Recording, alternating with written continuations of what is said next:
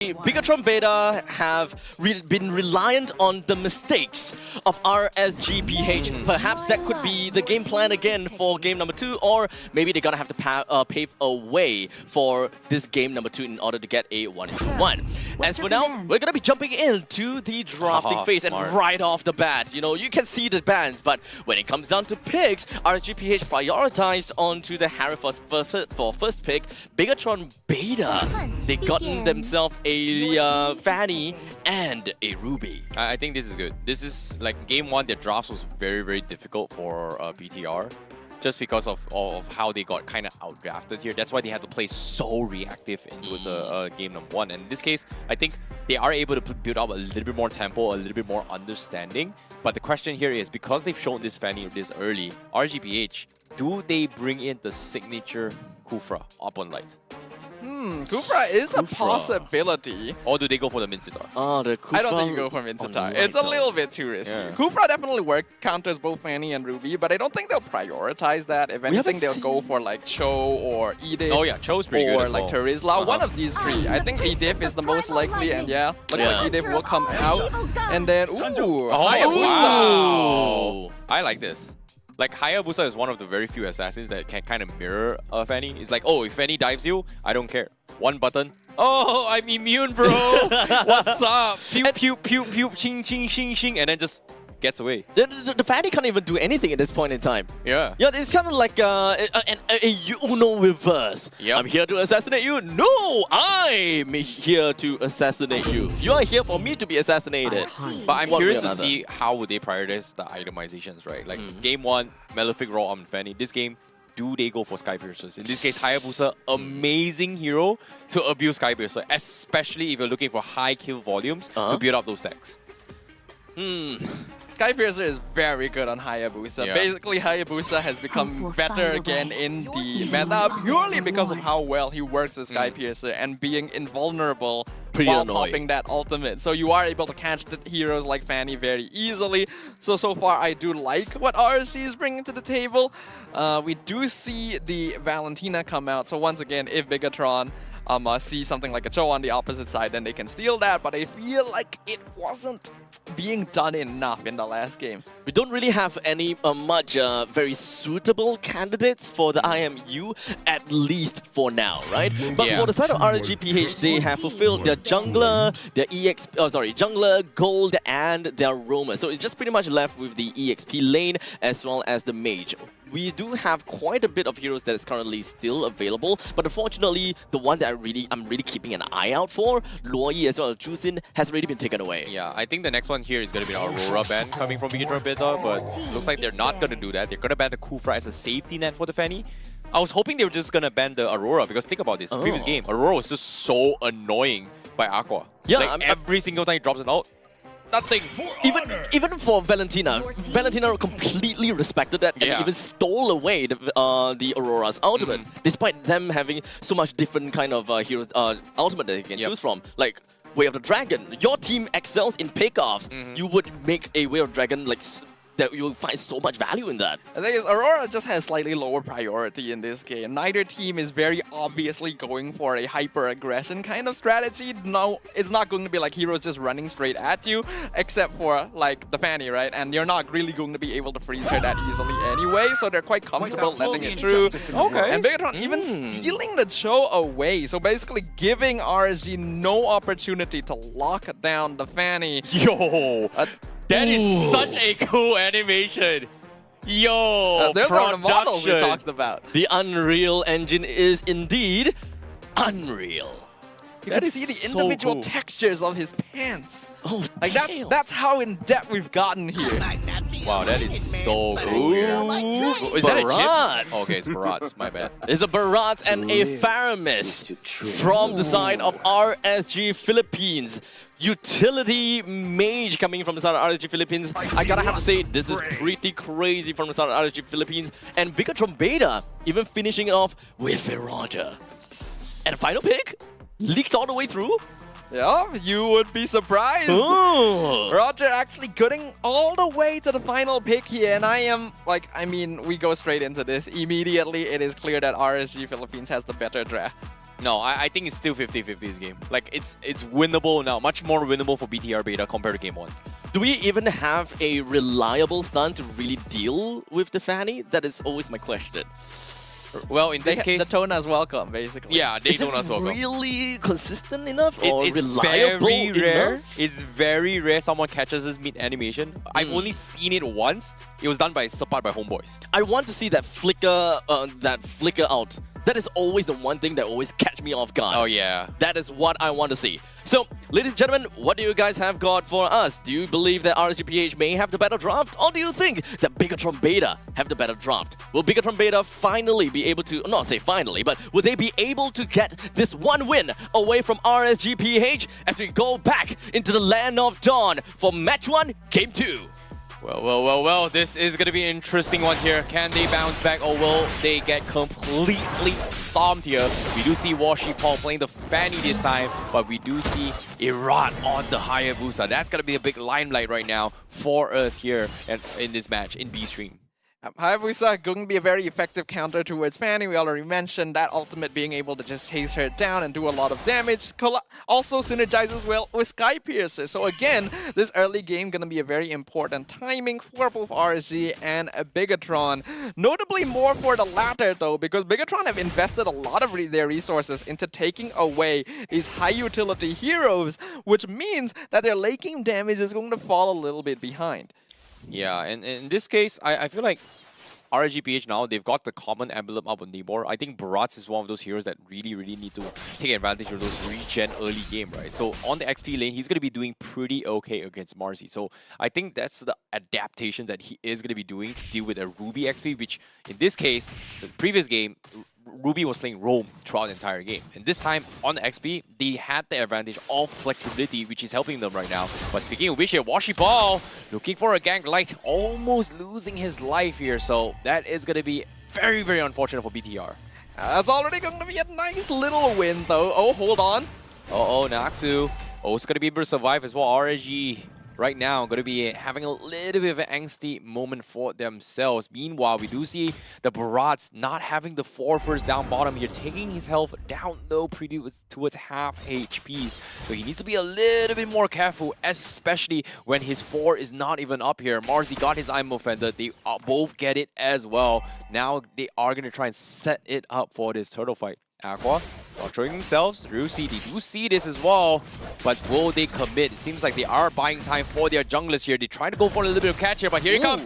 The Daytona's welcome flicker catcher. They catch on the Marzi. Stolen count on the saves the day. Drags onto the fight. Fanny tries to do a little bit more here. Can they steal the turtle here? Who does it get? And it is going to be Nibor that takes it. RSGPH, they get a kill on top of it all. Naxu needs to run for his life. He's going to be fine here, but BTR will be the one to lose this first engagement.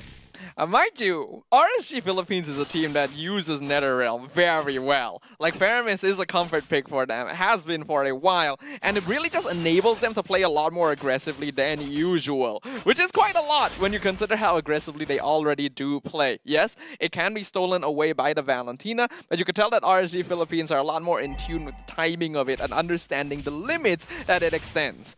Yep, Natsu finds one, finally drops the kick here. Does he set it up for Light? But it seems like he is going to buy a little bit more time, but he will still fall. So that's going to be a nice pickup here coming from Bigatron Beta. 1-1.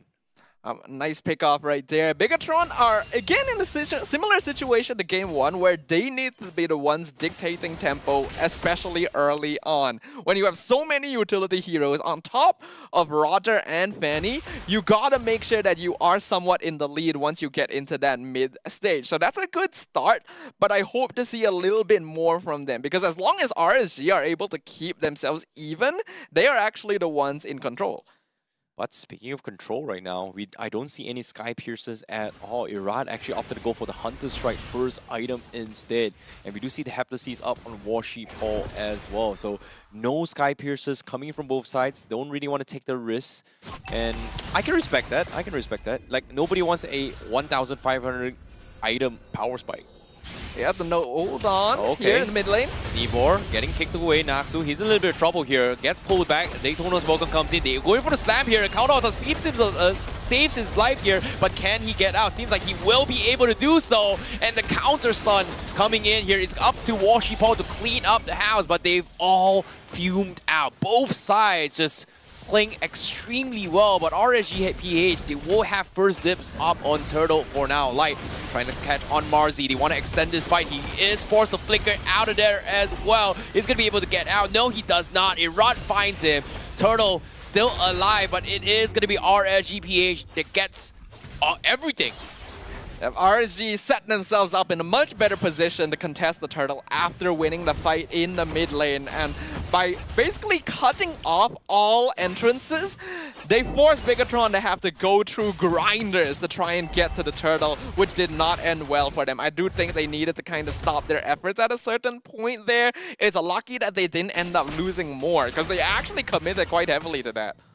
Oh boy, speaking of commitment, this is rough coming from BTR. Like, it felt like they have a little bit of hope, but oh no, Pin, he might be in a little bit of trouble here. He needs to get out. Flicker coming in. Daytona's welcome. They are going to slap him on the wall. Irad does have the skills to kill him off, and he is going to fall.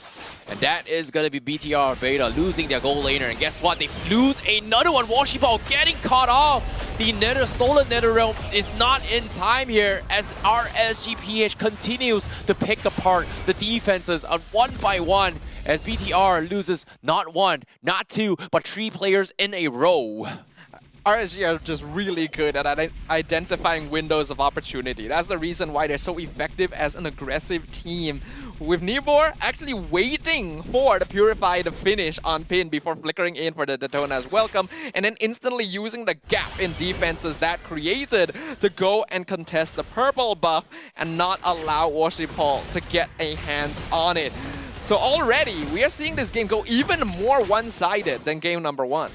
Oh boy, this is gonna be a little bit tough here. I don't know, man. Like, it feels like they have the tools, but they're just so afraid. And RGPH is just always one step ahead. And look at this, Washipol, no purple buff this time. They're making sure that he does not have a good time at all. And this is a plan that I think BTR Beta needed to have in game 1.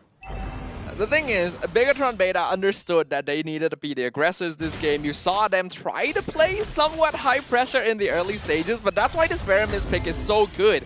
Even though you usually don't pick it against a Valentina, it stops pickups. Oh no, bottom lane there. They do find one as well. Naxu getting chain stun. Look at this, they're just recalling and taunting. They know he's done for. They know there's no way out. And even having Nibor as a secondary exit blocker, they just stop every exit that BTR Beta that may or may not be able to get out. But for now, Washipol, they are going to try and gang onto Irad. Can they get him as well? Okay, Shadow Kill onto his grave. He's going to buy Libra one time. NetherRealm preemptively to buy Libra one time, but Irad, does he get out? Yes, they do. Washipol actually needs to run. He doesn't have the cables, but instead, the rest of RGPH collapse on his bandmates, and that's going to be Zerusi and Marzi dropping down to his 1 HP, and they do get out.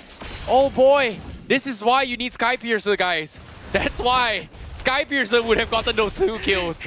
That is actually an incredible advertisement for Skypiercer, because you are actually correct. That would have gotten 2 kills. I am insanely surprised that they survived that, but what about now?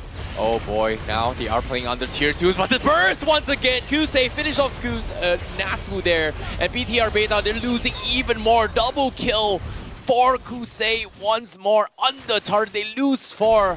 This is an absolute one-sided stomp by RGPH this game. RSG Philippines are steamrolling their opponents. They figured out that they underestimated Bigatron Beta in game 1 and are not committing to the same mistake anymore, making sure that they are cutting off all routes of exit. This is asphyxiation happening in the land of Dawn. Because Bigatron, I don't really see a way back into this. A 9k gold disadvantage in 9 minutes is massive. Oh boy, this is a rough game for BTR.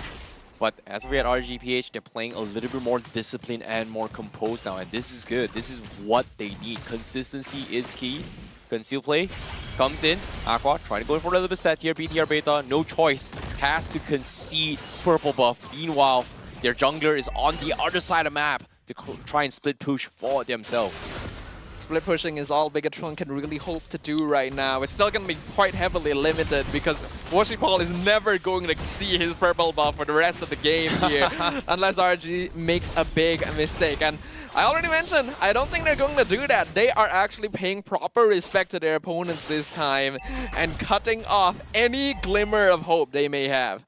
Speaking of glimmer of hope here, seems like it is going to slowly scramble and close that chapter for BTR in this series as Lord is going to be pushing from the top side. BTR Beta, Washipal only level 12, doesn't have the next power spike, and it is going to be a rough game here. Look at this. He's only got Heptasief's Malefic Roar, not even a third item power spike yet. Whereas I think Irad is slowly making towards his fourth item power spike. Washipal is really poor right now. Irad, he played Fanny very well, and when a player plays a hero well, they know how to counter it well as well. Well, so it looks like we do see a clash as well. They're diving in under tier 3s. They're trying to catch it a little bit more. NetherRealm trying to get them a little bit defensively here. But the Lord, look at this, so full health. They're dropping everything out of this as well. They do get Nibor, they do get Light, and that is good. But Irad is able to find a little bit more. But guess what? Washipal spamming those cables. They are able to get 3, and that is huge for BTR Beta. But Kusei is still around. The MVP from game 1 still fights for their lives. They are going to be able to find one more. Trades even 3 for 3. But RSGPH, they take 2 turrets and they are going to back off. Washipal, does he get a purple buff? No, he does not. Now 1v1, Kusei, he needs to get out. He doesn't have the Xammer Force. He needs to run. Naxu tries to set up for the team, but the Purify comes in and says what? Where's my damage leader? There's no follow-up. He's going to be stranded, and he's going to kill him off. And RSGPH, Kusei outplays BTR. I think RSG having 3 players die in that push was really not necessary, but they are enough in the lead that it's not going to bother them that much, especially with Kusei being able to outplay and keep himself alive as well.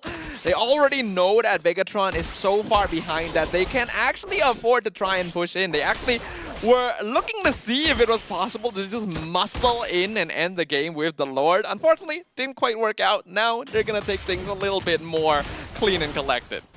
Oh boy, Kusei, definitely the man you got to be watching out for here. 46k total damage leaderboard here, alongside with Irad. It was 35,000. Complete domination from 2 of these guys.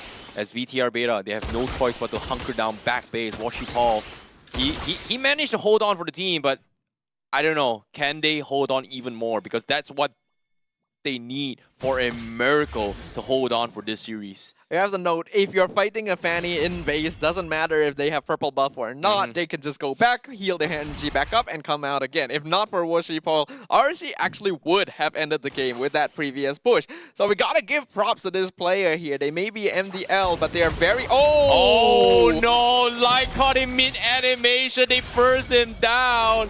No Washipal for 30 seconds, and RSGPH says we're closing the game. They get the Daytona's welcome. They find Marzi as well. 5v3. They don't have the damage. They have to drop bodies for this. Even Naxu will fall. Crystal's exposed. That's GG. Well played for RSGPH. An easy 2-0 sweep from RSG Philippines.